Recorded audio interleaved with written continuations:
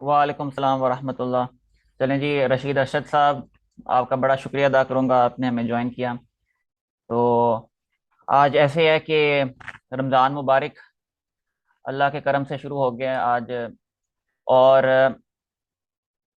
مجھے بڑی خواہش تھی کہ ہم یہ جو ہماری سوسائٹی ہے، کریکٹر بلڈنگ سوسائٹی، اس کا آج ہم جو تھرڈ ایونٹ کرا رہے ہیں، تو بڑا ضروری ہے کہ کریکٹر بلڈنگ بیسیکلی ہم جب تک اسلامی قدروں اور اسلامک ویلیوز کو نہیں پہچانیں گے تو اس کے بغیر کوئی کریکٹر بلڈنگ ہو ہی نہیں سکتی، ناممکن ہے۔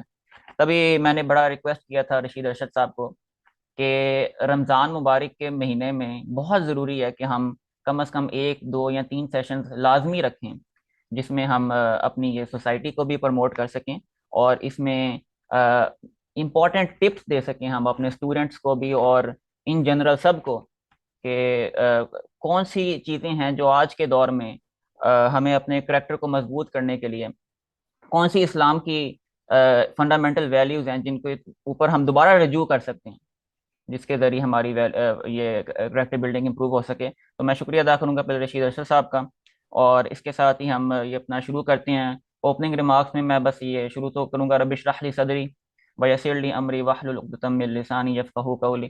اوپننگ ریمارکس یہی ہیں کہ میرے نزدیک آج کے دور میں جو جہاں پہ یہ سوشل میڈیا بہت عروج پہ ایک دم گیا، سوشل میڈیا، ٹیکنالوجی، ان کے ساتھ ساتھ انسٹیٹیوشنلائزیشن، ہمارا اب جتنے بھی آپ اپنے ٹرینڈز دیکھیں نا، جو ہماری یہ وائی جنریشن ہے، ان سب کا یہ ٹرینڈ ہے جی کہ دو دو جابز کریں۔ اپنی ہم زی جنریشن کو دیکھیں تو ہمارا ہے جی کہ صبح کے ٹائم اسکول بھیجنا ہے، شام کے ٹائم اکیڈمیاں بھیجنا ہے، ٹک ٹاک پہ لگے رہیں گے، سوشل میڈیا پہ لگے رہیں گے، واٹس ایپ پہ، پب جی پہ، ایسی چیزوں میں ساری لگ گئے ہیں۔ تو اس اسنا میں جہاں پہ اتنا زیادہ ٹائم ہم اپنے اداروں کو اور ٹیکنالوجی کو دے رہے ہیں، ایون ہمارے جو پیرنٹس ہیں ان کے پاس ٹائم نہیں کہ اپنے بچوں کو کتنا ٹائم دے سکیں۔ اس سارے اسنا میں میرے خیال میں رسول پاک صلی اللہ علیہ وآلہ وسلم کی اگر ہم ایک حدیث پہ واپس رجوع کریں نا، اور بہت ضروری ہے اس حدیث کی ہمیں واپس یاد دہانی کرنا، جس میں انہوں نے بتایا خیرکم خیرکم لأہلہ وانا خیرکم لأہلی، کہ تم میں سب سے بہتر وہ ہے جو اپنے گھر والوں میں بہتر ہے، اور میں یعنی رسول پاک صلی اللہ علیہ وآلہ وسلم اپنے گھر والوں میں سب سے بہتر ہوں۔ تو اس سارے ٹیکنالوجی، انسٹیٹیوشنلائزیشن، ان سارے دوروں میں ہم نے اتنا کاٹ اپ ہو گئے ہیں کہ ہم اپنے سب سے امپورٹنٹ رشتے، سب سے امپورٹنٹ اپنے جو فنڈامنٹل ہمارا ادارہ ہے گھر کا، ہم میرے خیال میں وہ آج کے دور میں کمزور ہو گیا، اس کو ریلیو کرنا بہت ضروری ہے۔ ہم جو ہے نا یہ اب دو دو نوکریوں کے ٹرینڈ میں آ کے اور یہ اداروں سے بہت امپریس ہو جاتے ہیں، یہ ڈیزگنیشن سے بہت امپریس ہو جاتے ہیں۔ ان کے پیچھے بھی بہت پوسٹ کولونیل مائنڈ سیٹ ہے پورا، وہ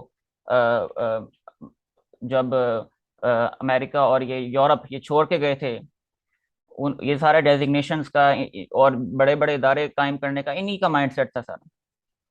تو ہم یہ ڈیزگنیشنز وغیرہ دیکھ کے، اداروں کو دیکھ کے بہت امپریس ہو جاتے ہیں، اور یہ چمکیلی چمکیلی عمارتیں دیکھ کے، وہ اقبال نے ایک جگہ کہا نہیں، چہروں پہ جو سرخی نظر آتی ہے سر شام، یا غازہ ہے یا ساغر و مینا کی کرامات، کہ یہ جو چیزیں جس کو دیکھ کے ہم بہت امپریس ہو جاتے ہیں، یہ میک اپ کی طرح ہے، یہ سارا میک اپ کی طرح ہے، اور بہت ضروری ہے کہ ہم رسول پاک صلی اللہ علیہ وسلم کی واپس رجوع کریں اس حدیث پہ، کہ جس میں انہوں نے بتایا کہ اس میں سب سے بہتر وہ ہے جو اپنے گھر والوں میں بہتر ہے۔ ہماری فیملی ویلیوز، سوشل ویلیوز ابھی تک کمپیئر کریں، واحد جو چیز جس کے اوپر ہم آگے ہیں نا آج تک ویسٹ سے، وہ میرے خیال میں ہماری فیملی ویلیوز ہیں۔ اور اسلامک ویلیوز میں اگر ہم دیکھیں تو کریکٹر بلڈنگ کے لیے تو میرے خیال میں بہت ضروری ہے کہ 30 سال پہلے جو ہمارے گھروں میں اخلاص تھا سارا، ہمارے جو والدین کے ساتھ ہمارا پیار محبت تھا، ہمارے بھائیوں کے ساتھ پیار محبت تھا، تو آج کیا ہے جی، آج ادارے میں ایک ہیڈ آف ڈپارٹمنٹ جو ہے اس کی بات زیادہ اہمیت ہے، لیکن ایک والدہ کی بات کی کوئی اہمیت نہیں رہی۔ میرے خیال میں ہمیں بہت رجوع کرنے کی ضرورت ہے رسول پاک کی حدیث پہ، جس پہ انہوں نے بتایا جی گھر والوں کا سب سے بہتر وہ ہے جو اپنے گھر والوں میں بہتر ہے۔ آپ یہ ہم اپنے جمعے کے خطبے میں ہر ہفتے سنتے ہیں، ان اللہ یأمر بالعدل والاحسان وایتاء ذی القربى والیتامى، کہ سب سے پہلے ایون یہ جو آرڈر ہے نا، اس میں بہت اللہ تعالیٰ جو آرڈر کے ساتھ بات کرتے ہیں نا، اس میں بہت حکمت ہے. پہلے ذکر کیا ذی القربا کا، سب سے جو عزیز و قریب، اس سے کیا مراد ہے؟ آپ کے سارے گھر کے لوگ ہیں، پھر رشتہ دار ہیں. میں دیکھتا ہوں یہ 30 سال پہلے گھر میں کوئی دعوت ہوتی تھی تو ادارے جو ہم کام جس پہ جاتے تھے ادھر ہم اپولوجائز کرتے تھے کہ بھئی کل ہم نے ضروری ایک گھر کی ہماری دعوت ہے اس پہ جانا ہے. آج الٹ ہے. آج شادیاں بھی آ جاتی ہیں رشتہ داروں کی، وہ ہم معذرت کرتے ہیں، لیکن ہم تو یہ ٹرینڈ ایک دم بدل گیا. یہ انسٹیٹیوشنلائزیشن کا، پھر ٹیکنالوجی کا، ادھر اتنا ٹائم ہمارا چلا گیا کہ ہم اپنی اصل قدروں کو بھول گئے ہیں. تو میرے نزدیک ہمیں بہت ضروری ہے ریوائول کرنا اپنی سوشل اور فیملی ویلیوز کے اوپر. اسلام جو ہے یہ چیمپئن کرتا ہے ان ویلیوز کو. یہ سارا یہ ہیومن رائٹس کی اتنی بات کرتے ہیں، ہیومن رسپانسبلٹیز کی بات کیوں نہیں کرتے؟ اسلام جو ہے سب سے بہترین ہیومن رائٹس اور ہیومن رسپانسبلٹیز کی بات کرتے ہیں. اور ان چیزوں کی طرف ہمیں رجوع کرنے کی ضرورت ہے. دوسرا، رمضان میں ایک تو میں نے فیملی ویلیوز کا ذکر کیا، دوسرا میں ذکر کروں گا یہ ہم سوچتے نہیں ہیں زیادہ کہ یہ روزہ وغیرہ یہ ساری چیزیں اللہ تعالیٰ نے فرض کی ہیں. عموماً کسی سے پوچھے نا کہ یہ فرض کیوں کیے ہیں، وہ آگے سے کہے گا اجر ملتا ہے اس کا، اس طرح کے جوابات آئیں گے. لیکن اللہ تعالیٰ نے جو بھی چیزیں فرض کی ہیں نا، اس میں ایک بہت ڈیپ حکمت ہوتی ہے، کہیں نہ کہیں چھپی ہوتی ہے، جس کو پہچاننا بہت ضروری ہے. روزے میں دیکھیں نا ہم، میرے نزدیک اللہ نے جب فرض کیا تو اس کے بتانا چاہ رہے ہیں کہ اس میں سب سے اہم چیزوں میں سے ہے، اس میں بڑے فائدے ہیں. جو سب سے امپورٹنٹ فائدہ جو مجھے لگتا ہے، اور یہ امام غزالی رحمۃ اللہ علیہ نے میرے خیال میں سب سے بہترین اس کو بتایا. تبھی رشید صاحب کو بھی میں اس لیے انوائٹ کرتا ہوں، ان کو بھی سارا یہ ماڈرنزم اور امام غزالی ان کے اوپر کافی دسترس حاصل ہے.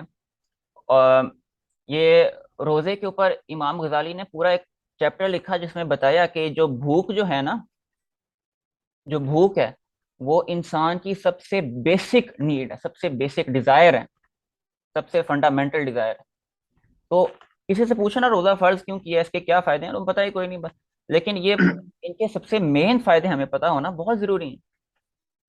تو بیسک کانسیپٹ ہے جو بھوک ہے نا انسان کا، وہ بیسک نیسیسٹی ہے، بیسک ڈیزائر ہے. تو امام غزالی بتاتے تھے جب انسان اس بیسک ڈیزائر کو کنٹرول کرنے میں کامیاب ہو جاتے ہیں نا، تو وہ دوسرے جو جتنے برے ڈیزائرز ہیں، جیسے تکبر اور غصے جیسے جو آگ جیسی کیفیات ہیں جو انسان نے دل میں پالتی، اس کو کنٹرول کرنے میں کامیاب ہو جاتے ہیں. وہ غیبت اور بغض، بخل، ایسے جو سانپ اور بچھو دل میں پالے ہوتے ہیں، اس کو کنٹرول کرنے میں کامیاب ہو جاتے ہیں.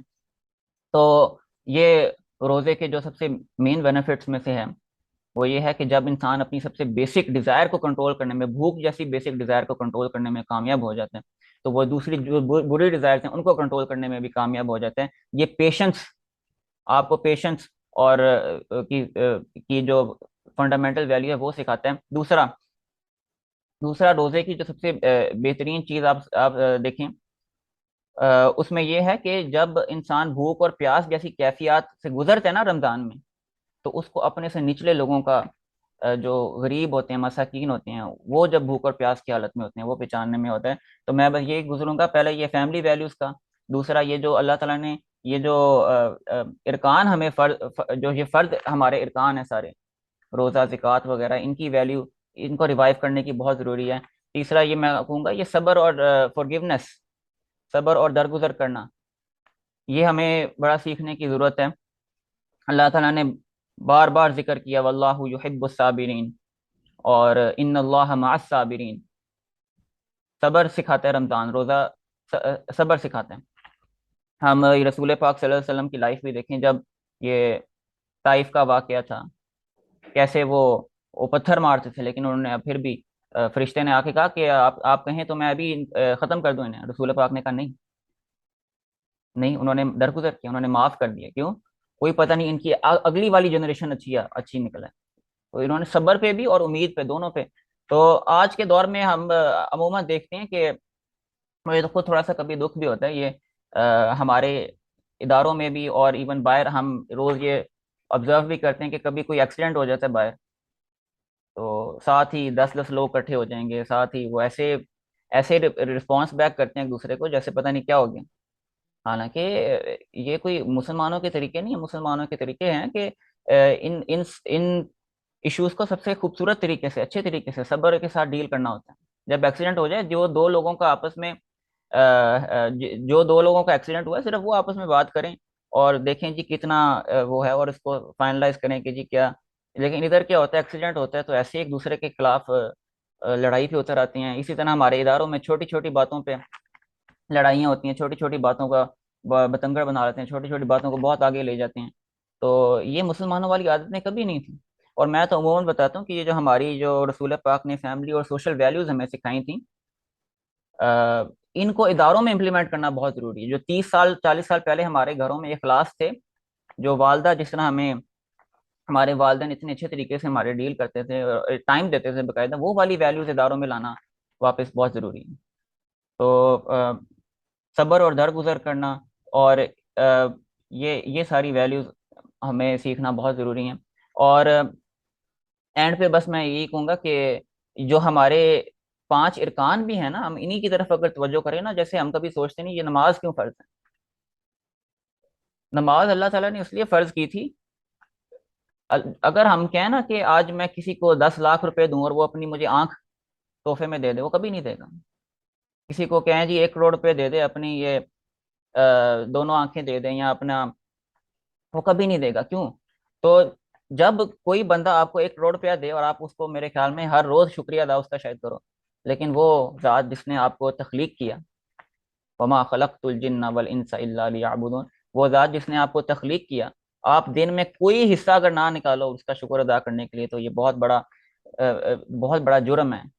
اور تبھی یہ جو ہم کبھی سوچیں نا ہماری یہ ارکان کیوں فرض کیے ہیں. اینڈ پہ بس کہوں گا، رمضان کا مہینہ ہے، ہم سب کو چاہیے کہ اس میں صبر، استقامت، فیملی ویلیوز اور اپنی جتنی بھی عبادات ہیں ان کو بڑھا سکیں.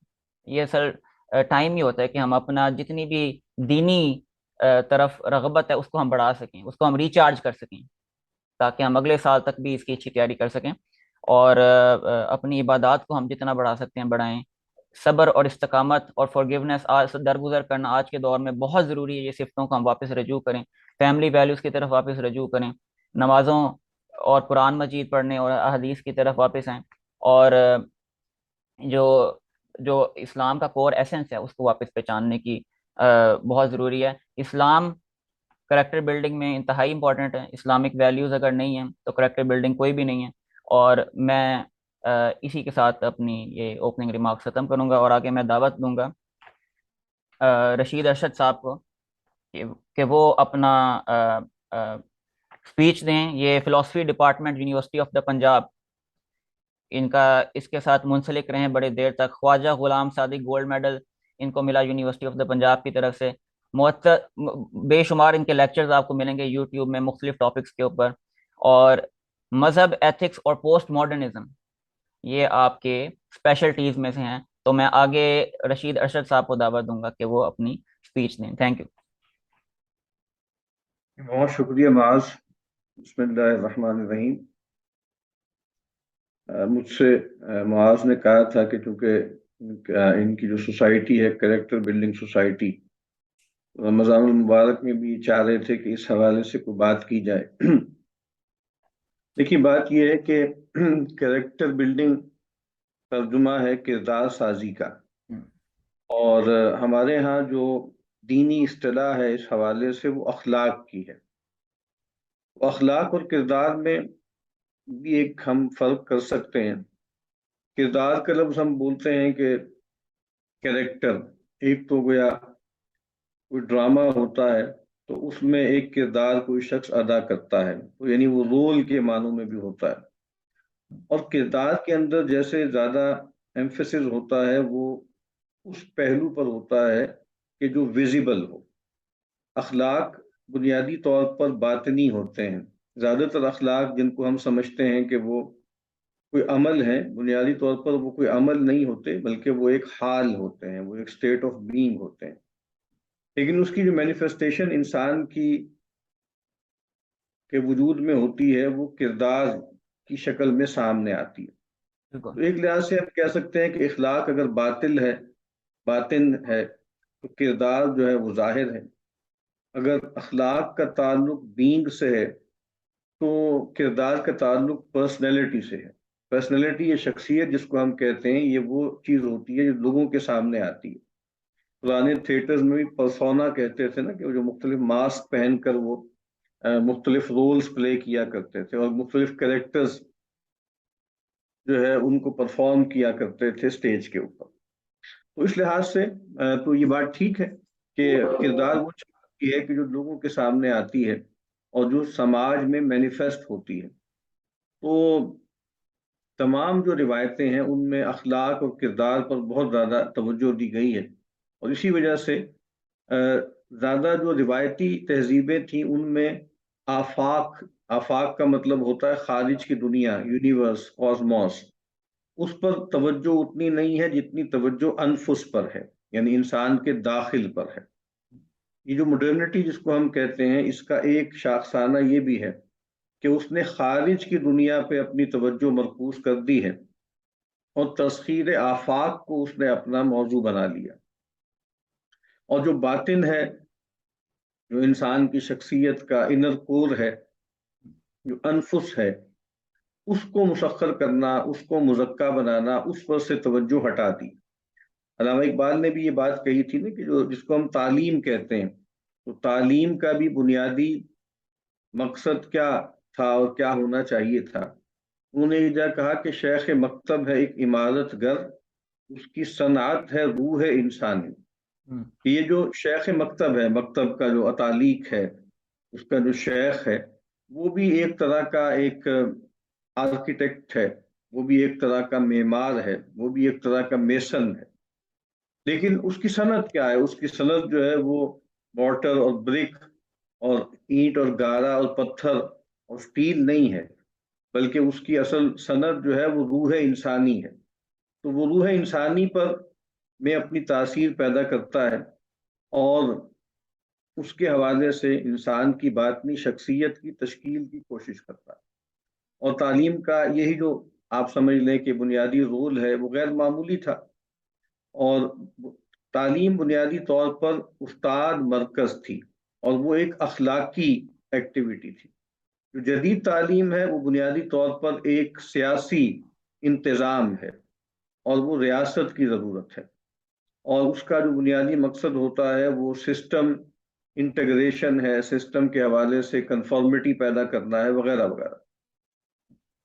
تو ہمیں یہ دیکھنا چاہیے کہ ہم اصل کی طرف لوٹیں. اور میں نے اس طرح کیا، آپ نے بھی، کیونکہ ایک تعلیمی ادارے کے اندر یہ کریکٹر بلڈنگ جو ہے سوسائٹی بنائی ہوئی ہے، اور آپ نے شروع میں تمہید میں کہا بھی ہے کہ اب ہمارا زور جو ہے وہ خارج پر ہے، ہمارا زور جو ہے وہ سسٹم پر ہے، ہمارا زور جو ہے وہ اداروں پر ہے. اور فطری شخصیت اور اس کے بعد جو اس کا فطری پھیلاؤ ہوتا ہے، جیسے گھر کے بارے میں آپ نے بہت ٹھیک توجہ دلائی کہ بیسک ایکسٹینشن انسان کی سب سے پہلے اس کا گھر ہے، پھر اس کے بعد اس کا جیوار ہے. وہ جیوار کا مطلب ہوتا ہے جو اس کا پڑوس ہے. اس سے فطری طور پر ایک سماج وجود میں آتا ہے. موجودہ دور میں تو سماج جس طرح ریاست کو ایک کنسٹرکٹ کیا گیا، ویسے ہی سماج کو بھی ایک کنسٹرکشن اس کی کر دی گئی کہ سماج یہ کہتا ہے، سماج وہ کہتا ہے. جیسے ریاست یہ کہتی ہے، ریاست وہ کہتی ہے. تو جیسے ایک ایبسٹریکٹ چیزیں بنا دی.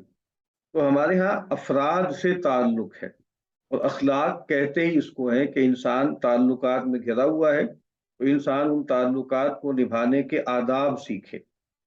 اور جو دین میں کردار سازی ہے، جو اخلاق کی بنیاد ہے، وہ یہ ہے کہ ہم جب بھی کسی ادر کے ساتھ کوئی معاملہ کرتے ہیں، چاہے وہ ادر ہیومن ہو، چاہے وہ ادر جو ہے وہ نان ہیومن ہو، مثال کے طور پر وہ حیوان ہو، مثال کے طور پر وہ پلانٹ ہو، مثال کے طور پر وہ کوئی اینٹ روڑا ہو، مثال کے طور پر وہ کوئی مشین ہو، ہم اپنے جس بھی ادر کے ساتھ معاملہ کرتے ہیں تو اس میں ہمارا تیسرا خدا ہوتا ہے.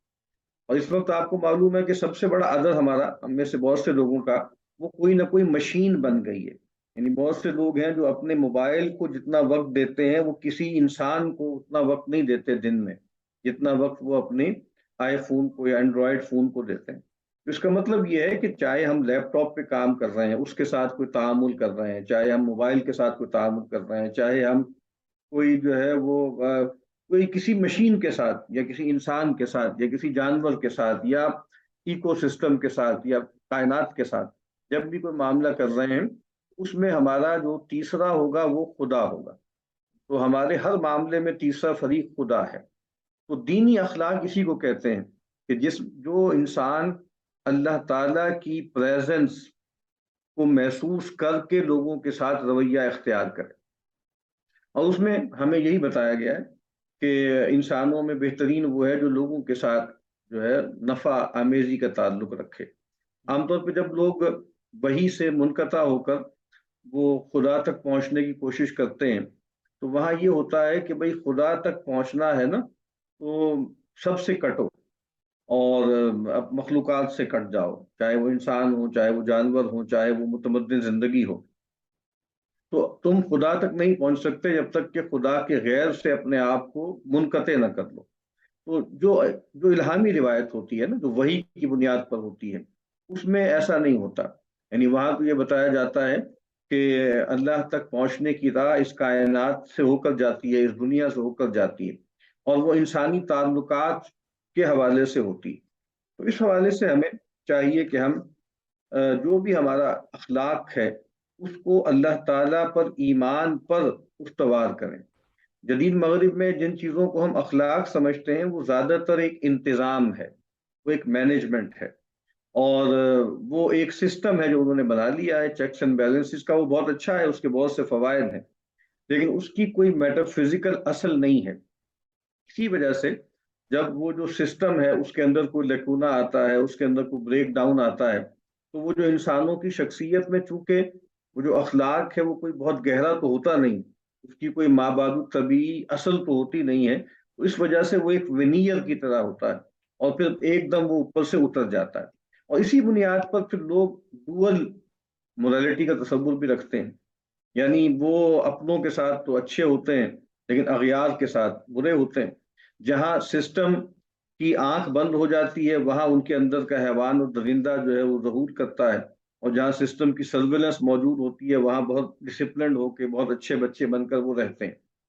اور لوکل نیشنل لیول پر ڈومیسٹک لیول پر بہت اچھے مورلز کا وہ ثبوت دیتے ہیں، لیکن انٹرنیشنل لیول پر ان کی مورلٹی دوسری ہے. یعنی جس ماڈرنٹی کا ہم ذکر کرتے ہیں کہ جو یورپین ماڈرنٹی ہے، جب یورپ نے اپنی کالونیز بنائی ایشیا میں اور افریقہ میں اور مشرق وسطیٰ میں، تو انہوں نے وہاں پر وہ آزادیاں، وہاں پر وہ رویے، وہاں پر وہ اخلاق نہیں برتے جو وہ اپنے ہاں برتتے تھے. تو ہمارے یہاں جو ماڈرنٹی آئی ہے وہ بھی کولونیل ماڈرنٹی ہے. انہوں نے ظاہری بات ہے اگر وہ اخلاق کو یعنی آزادی کو سب سے بڑی قدر بناتے تھے تو یہاں لوگ کو غلام بنا لیا. اگر مساوات کی بات کرتے تھے تو یہاں تو ایک پوری ہائرارکی انہوں نے بنائی کہ جو گورا صاحب ہے وہ بالکل ایک الگ ہے، اور گورا صاحب کے ساتھ جو جڑ جاتا ہے وہ بھی اپنی قوم سے کٹ جاتا ہے، وغیرہ وغیرہ. میں وقت میں ایک بات میں نے آپ کو یہ بتانے کی کوشش کی ہے، اخلاق اور کردار میں تعلق کیا ہے. اخلاق باطن ہے، کردار اس کا ظاہر ہے. اخلاق کا تعلق وجود سے ہے اور کردار کا تعلق شخصیت سے ہے جس کو پرسنالٹی کہتے ہیں. اور پھر یہ بات کہ اخلاق یا کردار کی بنیاد جو ہے وہ ایمان پر ہونی چاہیے. اللہ پر ایمان، آخرت پر ایمان. اللہ تعالیٰ کے ہاں کوئی نیکی اس وقت تک نیکی نہیں ہے جب وہ اس کو مان کر اور آخرت میں اس کے اجر کے حصول کی نیت کے ساتھ کوئی عمل نہ کیا جائے. وہی حقیقی ایمان ہوتا ہے اور وہی حقیقی اخلاق ہوتا ہے. اسی طریقے سے ہم جب بھی کسی سے کوئی معاملہ کریں تو ہم یہ جان لیں کہ اس میں تیسرا خدا ہے. اور کسی سے مراد صرف انسان نہیں ہے، انسان بھی ہیں، جانور بھی ہیں، کائنات بھی ہیں، پیڑ پودے بھی ہیں، مشین بھی ہے. تو ہم یہ سمجھ کے کریں کہ ہمارا رب ہمیں دیکھ رہا ہے. اور تمام اخلاق کی بنیاد یہی ہے. ایک صاحب ایک مسجد میں گئے تو وہاں 3 جملے لکھے ہوئے تھے دیوار پر. پہلا جملہ یہ تھا کہ خدا ہے، دوسرا جملہ یہ تھا کہ خدا دیکھ رہا ہے، اور تیسرا جملہ یہ تھا کہ خدا پوچھے گا. تو یہ ایسنس ہے اخلاق کی اور مورل رسپانسبلٹی کی کہ ہم کوئی لاوارث لوگ نہیں ہیں، ہم کوئی شتر بے مہار نہیں ہیں. خدا کی مخلوق ہے، یہ کائنات بھی خدا کی مخلوق ہے. ہم بھی فانی ہیں، یہ کائنات بھی فانی ہے. اور خدا نے اس کائنات کو پیدا کر کے اس سے غیر متعلق نہیں ہوا، وہ اس کو گورن کر رہا ہے، وہ اس کو اوور سی کر رہا ہے، وہ اس کو مائکرو مینج کر رہا ہے، اور وہ ہر چیز کو دیکھ رہا ہے. اور اس نے انسان کو مہلت دی ہے، اور آزمائش یہی ہے کہ وہ دنیا میں اخلاقی رویے اختیار کرتا ہے کہ نہیں کرتا. اور چونکہ اس دنیا میں پوری طرح انصاف تو ہوتا نہیں، مکافات عمل کا لفظ ہم بہت بولتے ہیں، کارما، کارما یا مکافات عمل بہت ہی پارشل سا دنیا میں ہوتا ہے، اصل میں دنیا میں ہو نہیں پاتا. تو اس کے لیے ایک اور عالم کی ضرورت ہے، اور وہاں پر ایمان اور عمل صالح کی بنیاد پہ اللہ تعالیٰ کے ہاں اس کے لیے فیصلے ہوں گے، رحمت کے یا اللہ تعالیٰ کا عذاب اس کو میسر آئے گا. تو ہمیں بادل ان چیزوں کو سامنے رکھنا ہے، اپنے باطن کو سنوارنا ہے، اور اللہ تعالیٰ کی حضوری میں زندگی بسر کرنی ہے، اور اپنے اخلاق کو اللہ تعالیٰ پر ایمان پر استوار کرنا ہے. اور ہمارے لیے اخلاق کی آپ سمجھ لیں ٹھوس شکل کیا ہوگی، یعنی اخلاق مینیفیسٹ کہاں پہ ہوں گے، پرسونیفائی کہاں ہوں گے، وہ نبی اکرم صلی اللہ علیہ وسلم کی مبارک زندگی میں اور آپ کی سیرت میں ہوں گے. تو اللہ تعالیٰ ہمیں صحیح اخلاق کو اس کی بنیادوں پر استوار کرنے اور پیغمبر صلی اللہ علیہ وسلم کے اسوے کو اختیار کرنے کی توفیق عطا فرمائے. آمین آمین. بڑا خوبصورت آپ نے یہ رشید ارشد صاحب، بڑا شکریہ آپ کا، بڑی خوبصورت آپ نے تقریر کی. اور آگے میں قادر صاحب نے بھی جوائن کیا ہے، college of earth and environmental sciences کے یہ ایسوسیٹ پروفیسر ہیں، اور میرے خیال میں ہم سارے اسٹوڈنٹس کا ان کے ساتھ بھی انٹریکشن رہتا ہے. اور اللہ تعالیٰ نے میرے خیال میں ان کو بھی بہت ذوق دی ہے یہ اسلامی انڈرسٹینڈنگ میں، اور جتنے بھی کریکولر سے ہٹ کے اور دوسری جو چیزیں ہیں، یہ سوشل انڈرسٹینڈنگ، ایڈمنسٹریٹو انڈرسٹینڈنگ اور ریلیجیس انڈرسٹینڈنگ، اللہ تعالیٰ نے ان کو بہت ذوق دیا ہے. آگے میں انوائٹ کروں گا قادر صاحب سے کہ وہ جو فیکلٹی ہے college of earth and environmental sciences کی، اس کی نمائندگی کرتے ہوئے کلوزنگ ریمارکس آج کی نشست کے دیں. اور قادر صاحب.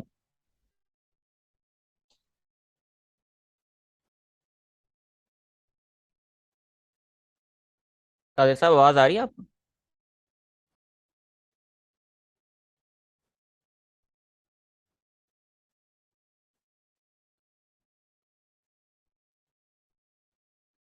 قادر صاحب آواز آ رہی؟ السلام علیکم. ہاں جی، وعلیکم السلام. وعلیکم السلام. بہت شکریہ آپ نے آج کے اس زوم میٹنگ میں مجھے مدعو کیا. مجھے پچھلے کو 2-3 دن سے گلا خراب، فلو اور اس طرح کے سلسلے چل رہے ہیں، تو دیٹس وائی میں ابھی اپنے بیڈ پہ بیٹھ کے آپ لوگوں سے گفتگو کر رہا ہوں. تو معاذ صاحب آج کا ٹاپک اس کا تھوڑا سا مجھے بتا دیں تاکہ پھر اسی ٹاپک سے میں آگے کنٹینیو کروں. ہاں جی، ٹاپک ہمارا سر یہی تھا، importance of Islam in character building, Islamic values کی کیا امپورٹینس ہے کریکٹر بلڈنگ میں، یہی ٹاپک تھا ہمارا آج. اچھا، اسلام جو ہے اٹ سیلف اگر اس کے میننگز دیکھیں تو یہ سبمیشن کے ہیں، کہ اپنے آپ کو اللہ اور اس کے رسول کی مرضی کے سامنے جھکا دینا، اور اپنے آپ کو اللہ اور اس کے رسول کی مرضی کے تابع کر دینا. جو اسلام کا بنیادی امپیکٹ ہے سوسائٹی کے اوپر وہ یہ ہے کہ ایک بہترین اور پائیدار معاشرے کا قیام. تو یہ پائیدار معاشرے کا قیام تبھی ممکن ہے جب اسلام کے ہم بنیادی اصولوں کو سامنے رکھ کے اپنے معاشرہ اور اپنی زندگی کی جہتوں کو ترتیب دیں. اس میں بنیادی جو ہے کام وہ ہماری سوشل ویلیوز ہے، اور وہ سوشل ویلیوز ان کو جب ہم اسلام کے تابع کریں گے تو ہمارا معاشرہ ایک ہجوم سے پائیدار معاشرہ بن جائے گا. وہ کیا ہے؟ اسلام میں جو ایک بنیادی مقصد ہے، انما الاعمال بالنیات، تمام کام جو ہے وہ آپ کی انٹینشن سے شروع ہوتے ہیں، اور پھر اس کا پھل بھی اسی کے مطابق آپ کو ملتا ہے. بعض دفعہ ہم ایک اچھا کام سوچتے ہیں، اس کے ریزلٹ اتنے پازیٹیو نہیں آتے، لیکن وہ آپ کے کھاتے میں ایک گڈ انٹینشن کی وجہ سے ایک نیکی آ جاتی ہے. اب یہ نیت ہماری یہ ہونی چاہیے کہ ہر جو معاشرے کا فرد ہے وہ ہم سے بہتر ہے، اور اس کے رائٹس بھی ہیں، اس کی رسپیکٹ بھی ہے، اور اس کی عزت، مال، جان سب کی جو ہے ایک قدر و منزلت ہے. آپ حدیث میں بھی ہے کہ ایک مومن کی عزت بیت اللہ سے زیادہ قیمتی ہے. جب ہم ان چیزوں کو دیکھیں گے کہ ہم معاشرے میں ایک دوسرے کے لیے کتنے ریسپیکٹیبل ہیں اور کیا ہم معاشرے میں کسی کو وہ ویلیوز دیتے ہیں جو اسلام نے ہمیں دی ہیں، تو پھر ہمیں وہاں پہ اپنے احتساب کی ضرورت ہوگی کہ ہم انسانیت کی کتنی قدر کر رہے ہیں۔ انسانیت کے قدر کے دعوے تو بہت کر رہے ہیں، لیکن کیا ہم کہیں انسانیت کی تذلیل کا سبب تو نہیں بن رہے؟ ہمارے کسی ایکشن سے کوئی دوسرا انسان جو ہے وہ کہیں اذیت میں تو نہیں ہے، کسی مشکل میں تو نہیں ہے؟ کیا ہمارے ایکشن کی وجہ سے کسی کے لیے مسائل تو نہیں پیدا ہو رہے؟ اگر ہم اپنی بہترین عبادات کے ساتھ ان چیزوں کو بھی پریکٹس کرنا شروع کریں اور ان کے اوپر سوچنا شروع کریں تو یہ ہمارے معاشرے کے لیے ایک بہت بہتری ہوگی۔ ہمارے معاشرے میں کیا ہمیں نظر آ رہا ہے؟ ہماری مساجد بھی بھری پڑی ہیں نمازیوں سے اور چیریٹی بھی بہت زیادہ ہو رہی ہے، لیکن اس کے باوجود ہمارے معاشرے میں سکون نہیں ہے۔ اس کی جو مجھے ایک وجہ نظر آتی ہے کہ ہم حقوق العباد سے بہت پیچھے ہٹ چکے ہیں۔ ہماری ایک سو کالڈ جو ایگو ہوتی ہے، ایک انا ہوتی ہے، اس کے تناظر میں ہم چیزوں کو پرکھتے ہیں اور ہم چاہتے ہیں کہ ہماری ذات کو ہر شخص معاف کرے، ہم کسی کی ذات کو معاف نہ کریں۔ بھائی جب ہم دوسروں سے خود معافی کی توقع رکھتے ہیں کہ ہماری غلطی پہ دوسرے معاف کریں، تو بھائی دوسروں کو آپ بھی معاف کرنا سیکھیں۔ اور یہ عفو اور درگزر جو ہے، اس کو ہم اپنے زندگی میں ایک بنیادی حصہ بنائیں تاکہ ہم جتنی بھی غلطیاں ہوتی ہیں ان کی کریکشن بھی کر سکیں، اور غلطی کی کریکشن اگر معافی اور درگزر سے ہوگی تو اس سے ہمارے تعلق اور رشتے بھی بہت زیادہ مضبوط ہوں گے۔ تو یہ اس وقت کا بہت بڑا تقاضا ہے کہ ہم خود بھی سٹریس سے نکلیں اور دوسروں کو بھی نکالیں۔ اور وہ کیسے ہم سٹریس سے نکال سکتے ہیں؟ معافی اور معاف کرنے کا جو رجحان ہے نا، اس کو اپنے معاشرے میں پریکٹس کریں۔ جس طرح رسول اللہ صلی اللہ علیہ وسلم نے فتح مکہ کے موقع پہ تمام اپنے دشمنوں کو معاف کر دیا اور اسلام کی دعوت دی، اور اکثر نے اسلام قبول کیا، اور اس کے بعد آپ صلی اللہ علیہ وسلم نے سب کے ساتھ بڑا بہترین آئیڈیل سلوک کیا، کیونکہ آپ صلی اللہ علیہ وسلم کی ذات جو ہے وہ تمام انسانوں کے لیے، تمام جہانوں کے لیے بہترین اخلاق کا نمونہ ہے۔ بہت شکریہ سر، بہت خوبصورت آپ نے آئی تھنک کلوزنگ ریمارکس دیے، اور آپ کی جو ساری یہ جو باتوں کا جسٹ تھا، مجھے ایک اور وہ حدیث رسول پاک کی یاد آ گئی کہ مسلمان وہ ہے جس کے ہاتھ اور زبان سے دوسرا مسلمان محفوظ رہے۔ اگر ہم اس کو کلیکٹیولی ایک حدیث میں بیان کریں تو آئی تھنک یہ بیسٹ۔ یہ المسلم من سلم المسلمون من لسانہ و یدہ، بالکل ٹھیک ہے؟ اس ڈیفینیشن پہ ہم دیکھیں تو ہمارے اندر مسلمان آپ کو بہت کم نظر آئیں گے، نظر آئیں گے، بالکل ٹھیک ہے؟ ایک ایگو اور جو ہے آپ کہہ سکتے ہیں ایک اسٹیٹس کانشیس۔ رونت کے مجسمے ہم بنے ہوئے۔ بالکل بالکل وہی بات کر رہے تھے ہم کہ اسٹیٹس کانشیس اور میٹیریلزم کے اس دور میں بڑا ضروری ہے کہ ہم رجوع کریں ان ساری رسول پاک کی حدیثوں کے اوپر، اور جو ساری اسلامک ویلیوز ہیں، یہ میرے خیال میں ان ویلیوز کے بغیر، اسلامی قدروں کے بغیر کریکٹر بلڈنگ ناممکن ہے۔ اور آئی تھنک ہماری جو آج یہ نشست تھی پوری، یہ بھی اسی چیز کا گواہی دے رہی تھی۔ میں بہت شکریہ ادا کروں گا رشید ارشد صاحب کا، عبد القادر صاحب کا، کہ انہوں نے بڑا اچھی اپنی اسپیچ سے اس چھوٹی سی نشست کو ہمارا سپورٹ کیا۔ ساتھ میں یہ شکریہ کروں گا عبداللہ بسام کا بھی، زینب کا بھی، یہ بھی اوور سی کر رہے تھے زوم میٹنگ کو، اور اس کے ساتھ ہم اپنا یہ اختتام کرتے ہیں۔ تھینک یو، تھینک یو جی، اللہ حافظ۔ اللہ حافظ۔